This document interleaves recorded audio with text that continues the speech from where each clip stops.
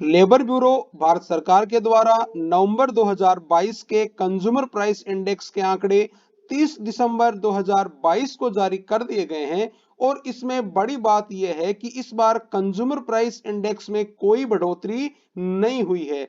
इसका मतलब यह है कि कंज्यूमर प्राइस इंडेक्स अक्टूबर माह में 132.5 अंक था और नवंबर में भी है 132.5 अंक ही रहा है।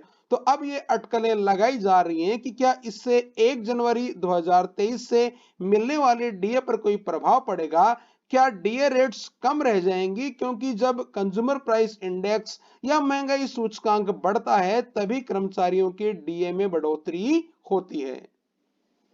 AICPIN यानी all India consumer price index for industrial workers का उपयोग केंद्रीय कर्मचारियों के लिए डीए और पेंशनर्स के लिए डीआर की कैलकुलेशन के लिए किया जाता है।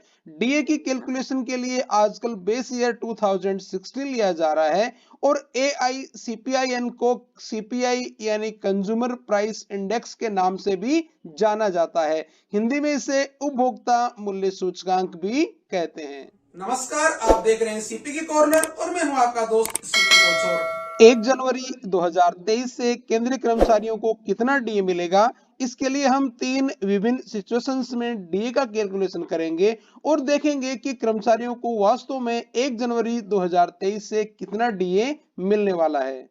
पहली कैलकुलेशन हम इस सिचुएशन को ध्यान में रखकर करेंगे कि कंज्यूमर प्राइस इंडेक्स में दिसंबर में भी कोई बढ़ोतरी नहीं हो, यानी कंज्यूमर प्राइस इंडेक्स या महंगाई सूचकांक उतना ही रह जाए जितना कि अक्टूबर और नवंबर के महीने में था। दूसरी कैलकुलेशन हम उस सिचुएशन को ध्यान में रख के करने वाले हैं जिसमें कंज्यूमर प्राइस इंडेक्स या उपभोक्ता मूल्य सूचकांक बढ़ने की बजाय दिसंबर माह में पहले से भी कम हो जाए।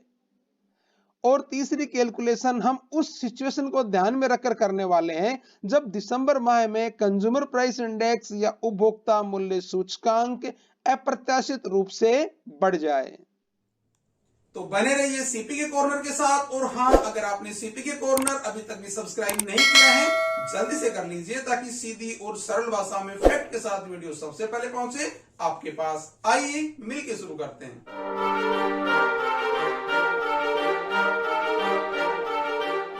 डीए की कैलकुलेशन के लिए पिछले 12 महीने के कंज्यूमर प्राइस इंडेक्स के आंकड़े लिए जाते हैं। 1 जनवरी 2023 से मिलने वाले डीए की कैलकुलेशन के लिए हमारे पास अब नवंबर तक के आंकड़े प्राप्त हो चुके हैं और केवल दिसंबर माह के आंकड़े आना ही बाकी है।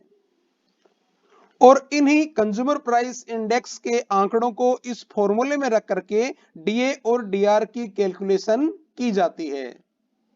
डीए की कैलकुलेशन कैसे की जाती है, इसके लिए सीपी के कॉर्नर पर पहले से ही ये वीडियो है। तो अगर आप इसके बारे में ज्यादा जानना चाहते हैं और सीखना चाहते हैं कि डीए की कैलकुलेशन कैसे होती है तो ये वीडियो जरूर देखें। लिंक आपको वीडियो के डिस्क्रिप्शन में नीचे मिल जाएगा। यहाँ मैंने आपका समय बचाने के लिए कैलकुलेशन कर रखी है और उन्हें डायरेक्ट ही फॉर्मूले में रख रहा हूं। पहली सिचुएशन हमारी ये है कि अगर दिसंबर महीने में भी कंज्यूमर प्राइस इंडेक्स के आंकड़ों में कोई बढ़ोतरी नहीं हो, यानी अक्टूबर और नवंबर 2022 की तरह ही 132.5 अंक ही रह जाए, तो 1 जनवरी 2023 से डीए कितना मिलेगा। तो अगर हम इस सिचुएशन की कैलकुलेशन करें तो डीए 42.39% आ रहा है। यानी अगर कंज्यूमर प्राइस इंडेक्स के आंकड़ों में दिसंबर में कोई बढ़ोतरी नहीं भी हो तो कर्मचारियों को 1 जनवरी 2023 से 4% की बढ़ोतरी के साथ 42% डीए मिलने वाला है।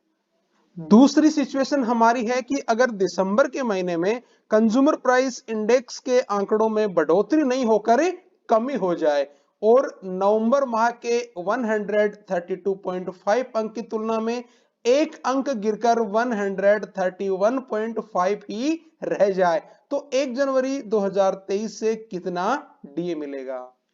तो अगर हम इस सिचुएशन की कैलकुलेशन करें तो डीए 42.30% आ रहा है। यानी अगर कंज्यूमर प्राइस इंडेक्स के आंकड़ों में दिसंबर में कमी भी हो जाए तो भी कर्मचारियों को 1 जनवरी 2023 से 4% की बढ़ोतरी के साथ 42% डीए मिलने वाला है। थर्ड सिचुएशन हमारी है कि अगर दिसंबर के महीने में कंज्यूमर प्राइस इंडेक्स के आंकड़ों में अप्रत्याशित बढ़ोतरी हो जाए और नवंबर माह के 132.5 अंक की तुलना में 2.5 अंकों की बढ़ोतरी के साथ यह 135 हो जाए तो 1 जनवरी 2023 से कितना डीए मिलेगा।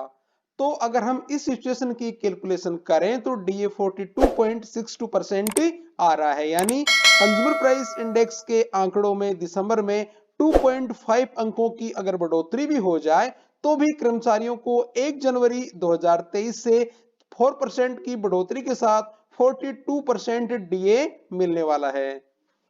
इस प्रकार तीनों सिचुएशंस की कैलकुलेशन के बाद आपने देखा कि अब ये संभावना नहीं पक्के वाला फाइनल हो गया है कि 1 जनवरी 2023 से कर्मचारियों को 4% की बढ़ोतरी के साथ 42% डीए मिलना तय है। ध्यान रहे अभी कर्मचारियों को 38% डीए मिल रहा है। यह वीडियो आपको कैसा लगा जरूर बताएं। अब इजाजत दीजिए, जल्द मिलेंगे एक नई वीडियो के साथ। अपना और अपनों का ख्याल रखें। जय